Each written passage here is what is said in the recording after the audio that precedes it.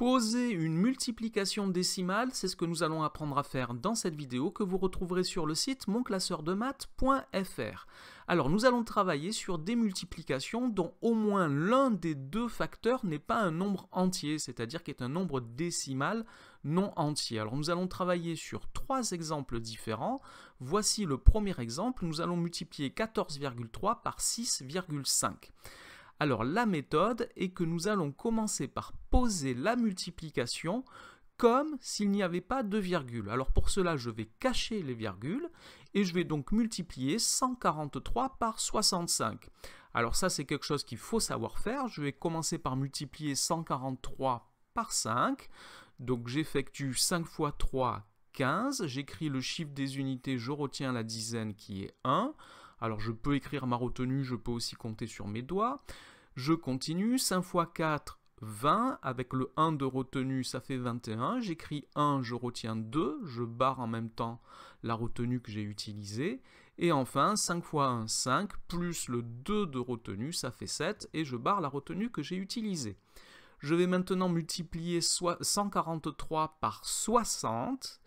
Donc je commence par mettre le 0 du chiffre des unités. Quand je multiplie par 60, c'est comme si je multipliais par 10 puis par 6. Un nombre entier multiplié par 10 se termine par 0, donc je mets ici le 0 et je multiplie maintenant 143 par 6. Donc 6 fois 3, 18, j'écris 8, je retiens 1. 6 fois 4, 24, avec le 1 de retenue, ça fait 25. Je retiens 2.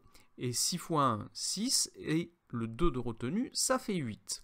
Et je barre mes retenues au fur et à mesure. Maintenant, j'additionne, donc 715 plus 8580, je vous laisse vérifier, ça fait 9295. Donc j'ai effectué ma multiplication comme s'il n'y avait pas de virgule. Mais dans la réalité, il y a des virgules. Alors comment fait-on maintenant? Nous allons placer la virgule au résultat, au produit, en mettant autant de chiffres après la virgule au produit que ce qu'il y en avait dans les facteurs. Alors si j'observe les facteurs, dans les facteurs, j'ai deux chiffres après la virgule. Il y a le 3 et le 5. Donc il y a deux chiffres après la virgule dans les facteurs.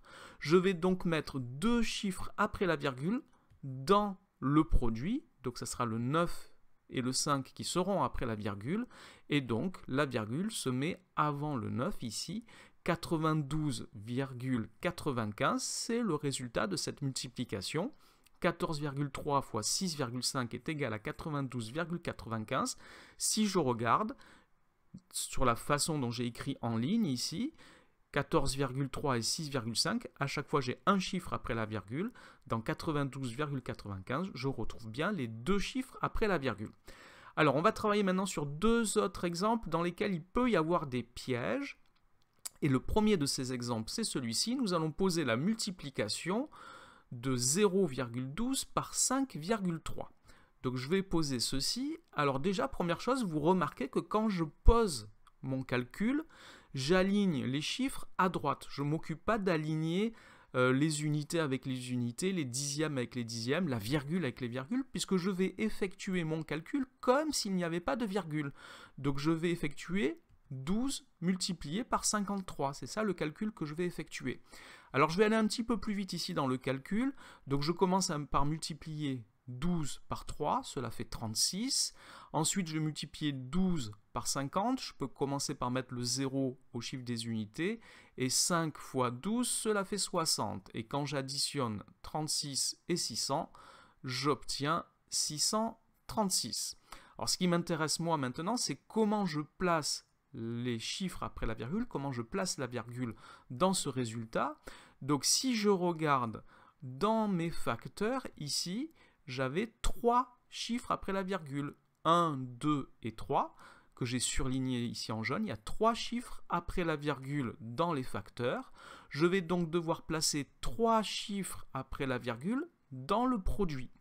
Or, il se trouve que mon produit n'a que 3 chiffres. Donc, dans ce cas-là, je dois rajouter 0, avant la partie décimale. Donc 0,636, c'est le résultat de cette multiplication. Et si j'observe sur l'écriture en ligne, j'ai bien mes 3 chiffres après la virgule dans les facteurs et 3 chiffres après la virgule dans le produit.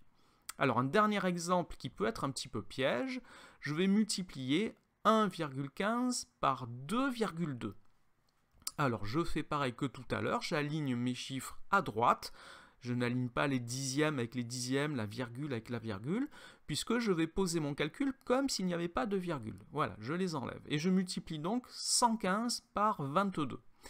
Alors je commence par multiplier 115 par 2, ça fait 230, je vais un petit peu vite sur le calcul.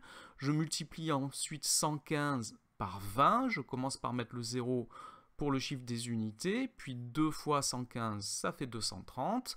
J'additionne 230 et 2300 et j'obtiens 2530. Alors si je remets les virgules maintenant dans les facteurs, je vois que j'ai 3 chiffres après la virgule dans les facteurs, le 1, le 5 et le 2 que j'ai surligné en jaune ici. Je vais donc placer 3 chiffres après la virgule également dans le produit. Et donc la virgule se met ici entre le 2 et le 5. Le 2 est donc le chiffre des unités. Mais quand je vais écrire en ligne ce calcul, 2,530, le 0 est un 0 inutile. Je vais donc écrire que 1,15 fois 2,2 est égal à 2,53.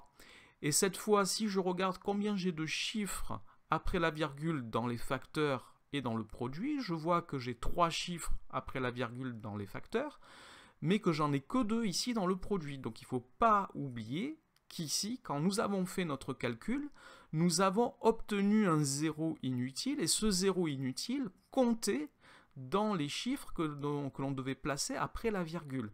Donc ici, notre résultat est juste, le résultat c'est bien 2,53, mais quand on a posé l'opération, on a trouvé 2,530 avec 3 chiffres après la virgule.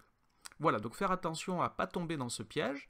Cette vidéo est maintenant terminée, merci de l'avoir regardée. N'oubliez pas de lui donner un j'aime et de vous abonner à la chaîne. Au revoir.